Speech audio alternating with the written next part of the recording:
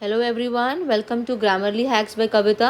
आज की वीडियो में मैं डिस्कस करूंगी आप सभी के साथ जो अभी रिसेंट हमारा जेकेपी कांस्टेबल का सिलेबस आया है। स्पेसिफिकली मैं इसमें बात करूंगी आपसे सिर्फ इंग्लिश ग्रामर के पोर्शन की। लेकिन उससे पहले हम देख लेते हैं कि ये जो नोटिफिकेशन जो हमारा था ना, ये 3 तारीख का नोटिफिकेशन आया था। और इसमें क्या किया हुआ है इसमें आपको हर एक कंपोनेंट दे रखा हुआ है। बेसिकली इसमें देखो पेपर आपका दे रखा है 100 मार्क्स का होगा, नंबर ऑफ क्वेश्चंस भी 100 हैं और टाइम आपके पास 2 घंटे का टाइम दे रखा हुआ है। और इस 2 घंटे के टाइम में आपको डिवाइड किए गए हैं 5 सेक्शंस, जिसमें पहला है आपका जनरल इंग्लिश। देखो इंग्लिश हर एग्जाम का बैकबोन रहता है, आपको ये हर एग्जाम में दिखेगा ही दिखेगा। 25 मार्क्स का इंग्लिश है आपको यहाँ पे।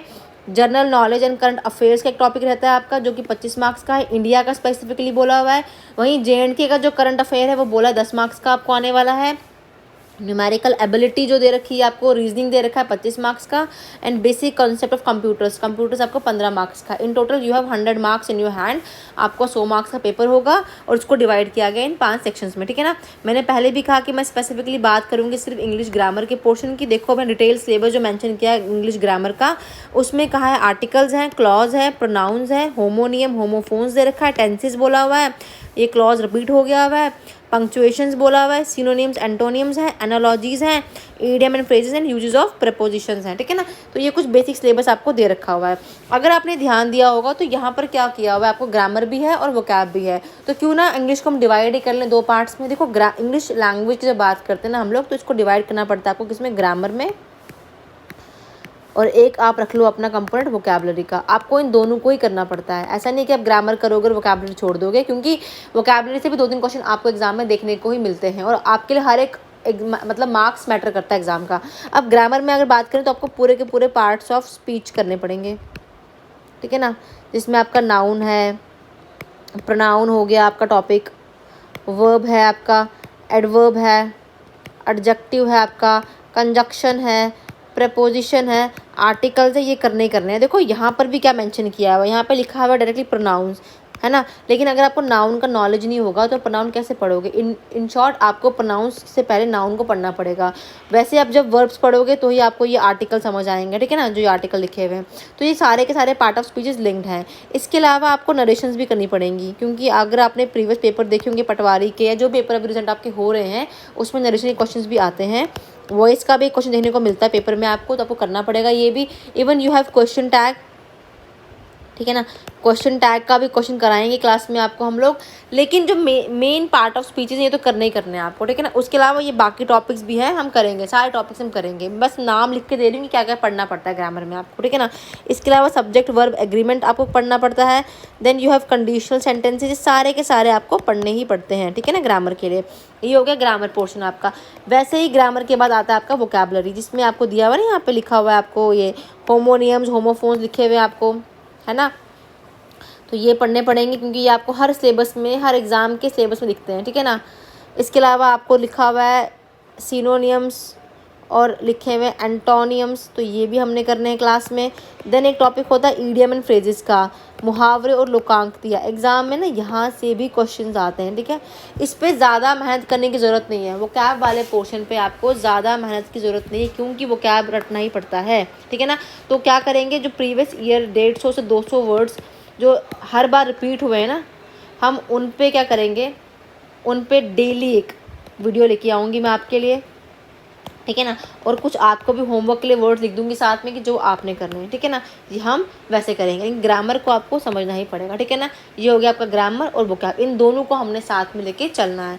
इसके अलावा आपको क्या करना पड़ेगा, खुद से कोई भी ग्रामर की बुक, आप कह लो सोर्स बुक, आप ग्रामर की कोई बुक ले लो जहाँ से आपका काम निकल जाए। चाहे वो आपको किरण पब्लिकेशंस की लेनी हो, ओसवाल की लेनी हो, ठीक है, या तो आपने अगर बुक लेनी है तो आपके पास एक रैन एंड मार्टिन की आती है बुक, रेड कलर की बुक है। अगर तो आप चाहते हो ग्रामर पे अपना अच्छा खासा होल्ड बनाना तो इस बुक को पढ़ो आप लोग। या आप सोचते हो कि कल को आपने टीचिंग में जाना है प्रोफेशन में, तो आप उसको भी, इस बुक को आप ले सकते हो अपने लिए, ठीक है ना। इसके अलावा प्लेलिस्ट जो मैं बना रही हूँ, जो मैं वीडियोस बना के डाल रही हूँ यूट्यूब पे, अगर आप इतना भी देखेंगे ना तो मुझे लगता नहीं है कि जो 10, 15, 25 मार्क्स की ग्रामर आती है वो कवर नहीं होगी। वो यहाँ से मैं कवर करवा दूँगी आपको, बहुत टाइम है हमारे पास, ठीक है ना। इसके अलावा आपकी स्ट्रैटेजी क्या रहती है ग्रामर को करने की, तो आपने डेली क्या करना है, वोकैबलरी को टाइम देना है अपना। दिन के 20 से 30 मिनट दे दो वोकैबलरी को, सुबह के या शाम के। इसके अलावा जो ग्रामर रहता है, बीट आप अगर प्रोनाउन पढ़ रहे हैं टॉपिक, तो डेली 1 आवर ग्रामर को दीजिए।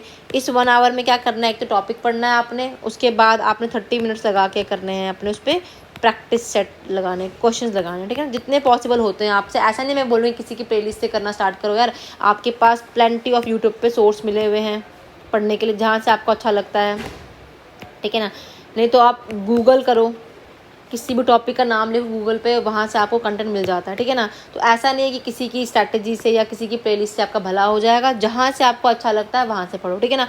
और जितना मैंने अभी लिखा है ना आपको, ये सारा का सारा जो सिलेबस मैंने बताया ना ग्रामर का, ये सिलेबस आपको हर एक एग्ज़ाम में ही हेल्प करता है।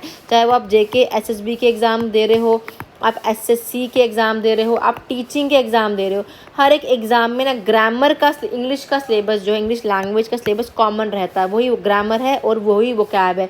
लेकिन क्या होता है, लेवल ऑफ डिफ़िकल्टी बढ़ जाता है, क्वेश्चन का लेवल बढ़ जाता है। अगर आप SSC के एग्ज़ाम बोलोगे तो वहाँ नंबर ऑफ़ क्वेश्चन भी बढ़ जाते हैं आपके, ठीक है ना, और थोड़ा लेवल बढ़ जाता है। अब मैं कहूँ CHSL का एग्ज़ाम है तो ऑब्वियसली 12th पास एग्ज़ाम में तो लेवल बेसिक रहेगा, लेकिन जब CGL का बात करोगे आप, है ना, तो लेवल बढ़ जाएगा आपका क्वेश्चंस का, वहाँ पे आपको RC भी देखने को मिल जाएंगे, ठीक है ना। वही SSB के एग्ज़ाम की बात करोगे, 10 मार्क्स का पेपर होगा अगर आपका, तो लेवल बहुत सिंपल होगा, वहाँ पर कोई RC नहीं दिखेगा। लेकिन जब लेवल बढ़ जाता है, क्वेश्चन बढ़ जाते हैं, जैसे पटवारी का एग्ज़ाम पीछे हुआ था, वहाँ पर आपको एक RC भी देखने को मिला था।